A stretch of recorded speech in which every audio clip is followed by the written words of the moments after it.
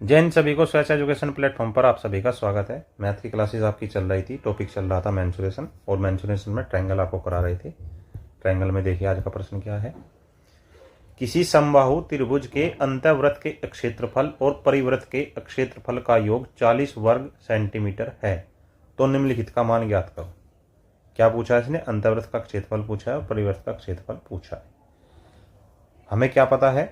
हमें पता है अंतःवृत्त का क्षेत्रफल बटे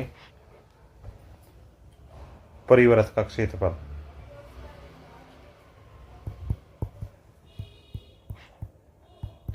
और इनका अनुपात क्या होता है? 1/4। तो इनका योग क्या हो गया? योगफल 1 + 4 = 5। लेकिन 5 बराबर क्या दिया गया है? 5 = 40 वर्ग सेंटीमीटर। ये प्रश्न में दिया गया है कि अंतःवृत्त का क्षेत्रफल और परिवृत्त के क्षेत्रफल का योग 40 है। तो 1 बराबर कितना हो गया? 5 × 8 = 40, 8 वर्ग सेंटीमीटर। अब कहना क्या चाह रहा है कि अंतःवृत्त का क्षेत्रफल कितना होगा? ये क्या है? 1, और 1 का मान कितना आया? 1 × 8 = 8 वर्ग सेंटीमीटर। परिवर्त क्या है? परिवर्त है 4, यहाँ पे 4 है ना, तो 4 गुना 1 का मान कितना है? 8, 8 चौक 32, 32 वर्ग सेंटीमीटर। आ रही है बात आपकी समझ में? नेक्स्ट क्या है, कुछ आपको बता देते हैं अलग से।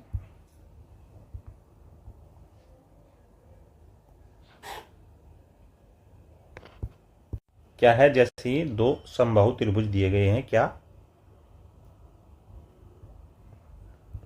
ए बी सी, और ये पी क्यू और आर। चूंकि ये समबाहु त्रिभुज है तो इनका प्रत्येक कोण 60 अंश का है। तो कोण बी बराबर है कोण क्यू के, कोण ए बराबर है कोण पी के, और कोण सी बराबर है कोण आर के। चूंकि दोनों त्रिभुज समबाहु त्रिभुज है, अतः दोनों त्रिभुजों का प्रत्येक कोण 60 डिग्री का होगा।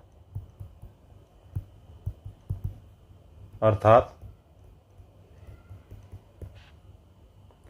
कोण ए बराबर कोण बी बराबर कोण सी बराबर कोण पी बराबर कोण क्यू बराबर कोण आर। यदि किसी त्रिभुज के तीनों कोण दूसरे त्रिभुज के तीनों कोणों के परस्पर बराबर हो तो वे त्रिभुज कैसे होते हैं? वे त्रिभुज समरूप होते हैं। अतः त्रिभुज ए बी सी समरूप त्रिभुज पी क्यू आर, या कहेंगे सिमिलर। आई बात समझ में? अब जब ये सिमिलर हैं तो इनके क्षेत्रफलों का एक अनुपात होता है, और वो क्या होता है?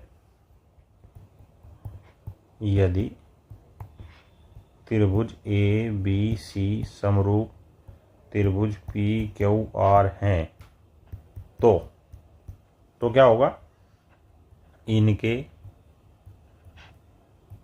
क्षेत्रफलों का अनुपात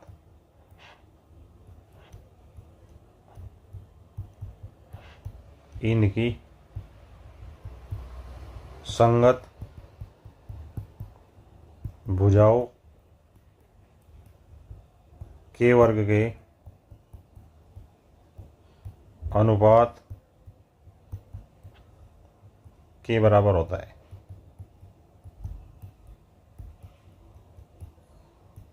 कैसे? ये मान लीजिए इसका क्षेत्रफल A1 और इसका क्षेत्रफल A2, तो A1/A2 बराबर पहली भुजा कौन सी? AB का स्क्वायर। तो संगत भुजा क्या होगी? PQ का स्क्वायर बराबर दूसरी भुजा क्या है? BC square. BC की संगत भुजा क्या होगी? QR का स्क्वायर बराबर तीसरी भुजा क्या बच गई?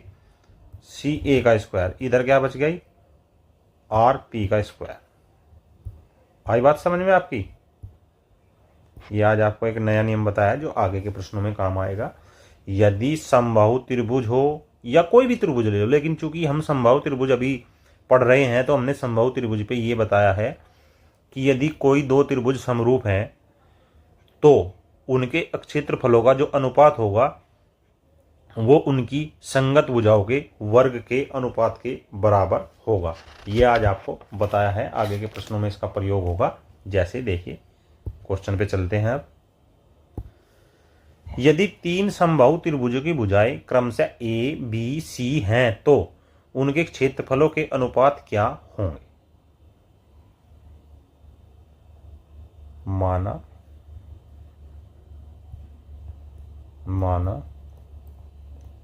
तीन समबाहु त्रिभुजों के क्षेत्रफल क्रमशः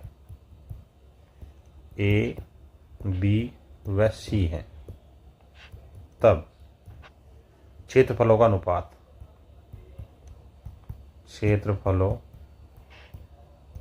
का अनुपात क्या होगा? अभी आपको क्या बताया कि यदि त्रिभुज समबाहु है, अब समबाहु त्रिभुज है तो तीनों ही त्रिभुज आपस में समरूप त्रिभुज होंगे, और यदि वे समरूप त्रिभुज हैं तो उनके क्षेत्रफलों का अनुपात उनकी भुजाओं के वर्गों के अनुपात के बराबर होगा। अर्थात ए अनुपात बी अनुपात सी बराबर पहले की ए स्क्वायर अनुपात दूसरे की भुजा बी स्क्वायर, तीसरे की भुजा C square. This is your right answer, option number D. It is clear. Next, यदि तीन समबाहु त्रिभुजों के क्षेत्रफल क्रमशः ए बी सी हैं तो उनकी भुजाओं के अनुपात क्या होंगे? अब उनके क्षेत्रफल ये दे दिए। अब भुजा माना तीनों समबाहु त्रिभुजों की संगत भुजाएं क्रमशः ए बी सी हैं। चूंकि त्रिभुज समबाहु हैं, क्या है? चूंकि त्रिभुज समबाहु हैं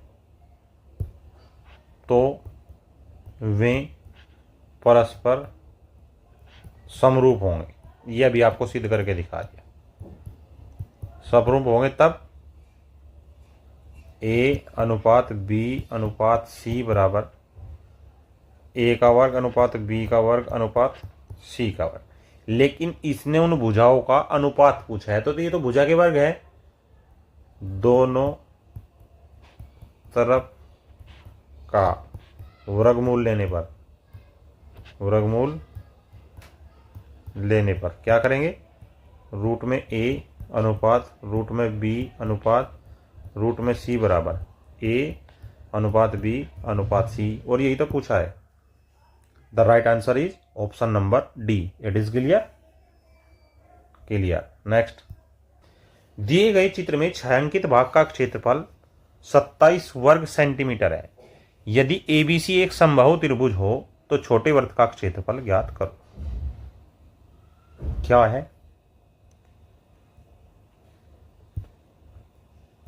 परिवृत्त का क्षेत्रफल अनुपात अंतःवृत्त का क्षेत्रफल, और ये क्या होता है? 4:1 होता है, आपको बताया गया है। इसने क्या कहा है? छायांकित भाग। तो छायांकित भाग का क्षेत्रफल कैसे निकालेंगे? छायांकित भाग का क्षेत्रफल आपको ये दिख रहा है कि बड़े वृत्त में से यदि हम छोटे वृत्त को घटा दें तो छायांकित भाग आ जाएगा था 4 - 1 = 3, परंतु 3 = 27 प्रश्नानुसार, तो 1 = 9। त्रिभुज एबीसी एक समबाहु त्रिभुज है तो छोटे वर्ग क्षेत्रफल कितना है? 1, इसलिए अंतःवृत्त का क्षेत्रफल 1 = 9 centimetre square. It is clear. Next, यदि किसी त्रिभुज का परिमाप 36 इकाई है, कितना 36, तो इसका क्षेत्रफल कितने वर्ग इकाई से अधिक नहीं हो सकता। यदि त्रिभुज समबाहु है तो भुजा 36/3 बराबर 12 इकाई। एरिया क्या होगा, अर्थात क्षेत्रफल √3/4 गुणा 12 गुणा 12, 4 × 12, 12 × 36, 36 √3 इकाई वर्ग। अर्थात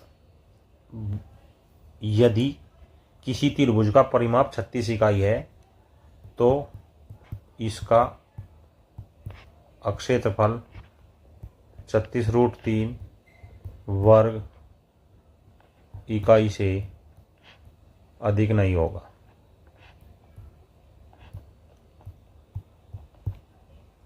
option number B is your right answer. It is clear. अब देखिए, यदि इसमें हम आपको कुछ नोट कराना चाहें, नोट करके आप लिख सकते हैं। 3 त्रिभुज लीजिए आप। कैसे, एक आपका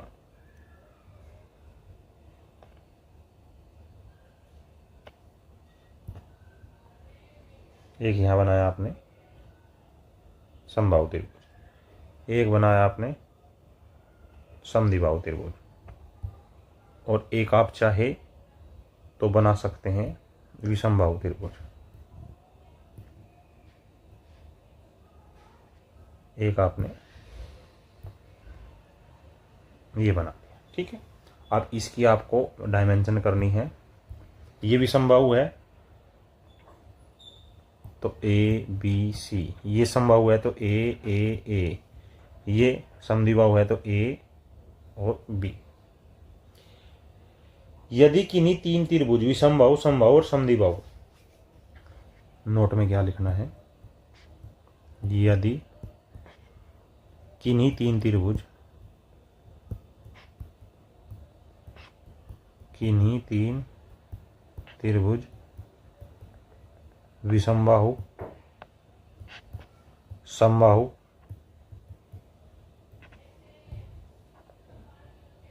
और समद्विबाहु त्रिभुजों के परिमाप समान है, के परिमाप समान है, तो उन तीनों त्रिभुजों में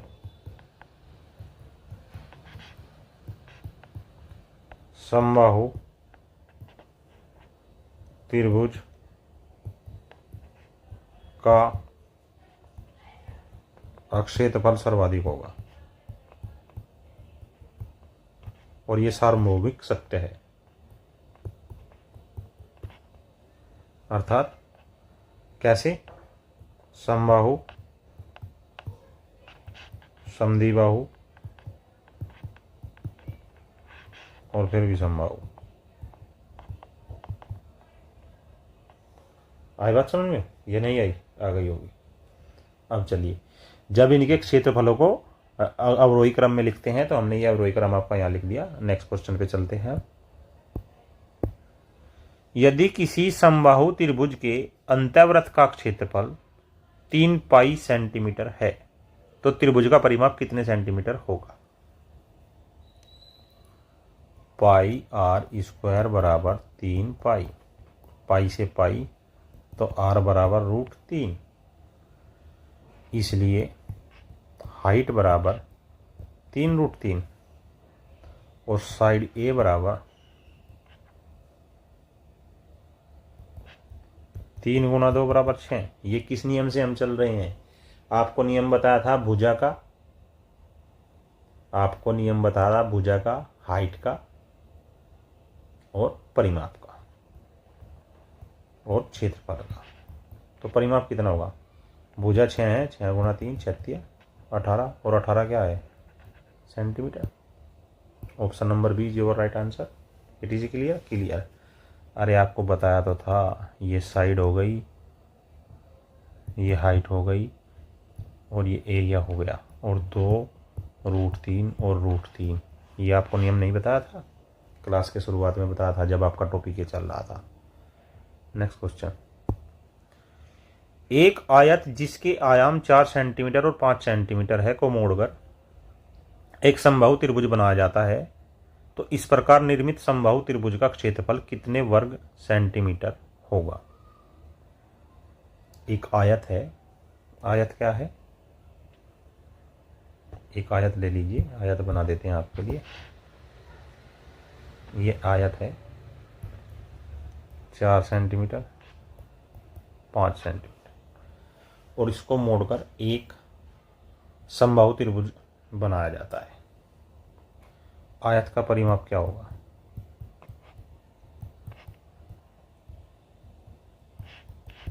टू L जमा B 2 गुणा 9 बराबर 18 सेंटीमीटर। तो समबाहु त्रिभुज का परिमाप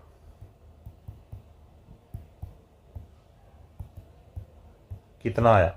जितना इसका है 18 सेंटीमीटर। भुजा क्या आएगी? 18/3 बराबर 6 सेंटीमीटर। तो एरिया क्या होगा? एरिया ऑफ ट्रायंगल इज कितना? √3/4 6 गुणा 6 2 तिया 6 2 तिया 6 3 तिया 9√3 centimetre square. Option number C is your right answer. It is clear. Next. एक आयत जिसका आयाम 4 सेंटीमीटर और 2 सेंटीमीटर है को मोड़कर एक समबाहु त्रिभुज बनाया जाता है, तो इस प्रकार निर्मित समबाहु त्रिभुज का क्षेत्रफल वर्ग सेंटीमीटर में कितना होगा? ये आपने आयत ले लिया, और क्या है इस आयत में? ये 2 सेंटीमीटर, ये 4 सेंटीमीटर। तो परिमाप P बराबर 2L + B 2 गुणा 6 बराबर 12 सेंटीमीटर। समबाहु त्रिभुज का परिमाप या समबाहु त्रिभुज की भुजा, समबाहु त्रिभुज की भुजा कितनी होगी? 12/3 बराबर 4 सेंटीमीटर। तो त्रिभुज का क्षेत्रफल √3/4 गुणा 4 गुणा 4, क्योंकि भुजा का वर्ग होता है 4 से 4, तो 4√3 वर्ग सेंटीमीटर। Option number A is your right answer. आ रही है कुछ बात समझ में? इतने सिंपल क्वेश्चन इतने अच्छे प्रकार से आपको बताया जा रहा है, ध्यान रखें। अगला क्वेश्चन है, एक समबाहु त्रिभुज के क्षेत्रफल का संख्यात्मक मान इसके परिमाप के संख्यात्मक मान का 2 गुना है। उपरोक्त त्रिभुज का क्षेत्रफल क्या होगा? क्षेत्रफल क्या होता है? √3/4 इंटू A², जहां A समबाहु त्रिभुज की भुजा है, समबाहु त्रिभुज की भुजा। परिमाप क्या है? परिमाप होगा इसका 3A। लेकिन प्रश्नानुसार आपको क्या दे रखा है इसमें? प्रश्न की भाषा के अनुसार चलिए ना। इसके परिमाप का संख्यात्मक मान का 2 गुना, अर्थात 3A के 2 में गुना करेंगे तो त्रिभुज के क्षेत्रफल का संख्यात्मक मान आ जाएगा। यही तो कहना चाह रहा है ये। और इसमें क्या करेंगे हम? ये देखिए, इस स्क्वायर से ये A कट गया और ये 4 इसमें चला जाएगा, 3 गुणा 2 गुणा 4, और ये √3 बटे में चला जाएगा। तो इस √3 से इस √3 को जब काटेंगे तो ये आएगा √3 गुणा 4 दूनी 8, अर्थात A बराबर 8√3 आ गया। तो उसने त्रिभुज का क्षेत्रफल पूछा है। त्रिभुज का क्षेत्रफल √3/4 इंटू A²। तो √3/4, A क्या है? 8√3, तो 8√3 गुणा 8√3 4 दूनी 8, 8 दूनी 16 और √3 की √3 में गुणा 3 और √3 एक ऐसे, तो 16 थी 48 √3। तो उस त्रिभुज का जो क्षेत्रफल आया वो आया 48 √3। आई बात समझ में? It is clear or not? This was today's maths class. I hope this class will very help to preparation your examination. मिलते हैं नेक्स्ट क्लास में, तब तक के लिए जय हिंद और जय भारत।